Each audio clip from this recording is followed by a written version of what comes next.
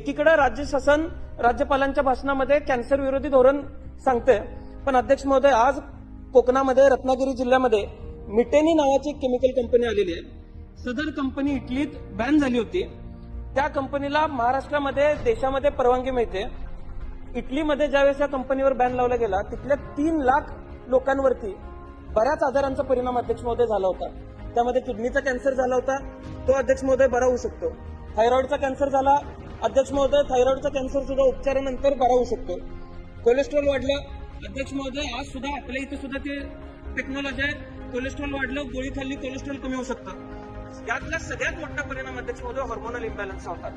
Hormonal imbalance हा बरा होऊ शकत नाही, आणि हॉर्मोनल इम्बॅलन्स झाला तर अध्यक्ष महोदय काय जन्माला येईल हे मी सांगायची गरज नाही. कोकणातले बरेच आमदार येत आहेत, आमच्यापेक्षा त्यांनी सगळ्यांनी या गोष्टीची काळजी करण्याची आवश्यकता आहे. आणि लॉंग टर्म इम्पॅक्ट या सगळ्या गोष्टींचा काय होणार आहे याच्यावरती अध्यक्ष महोदय अभ्यास करण्याची आवश्यकता आहे. आज ही कंपनी लक्ष्मी ऑर्गॅनिकच्या माध्यमातून भारतात आलेली आहे. रत्नागिरी सारख्या ठिकाणी काम चालू आहे.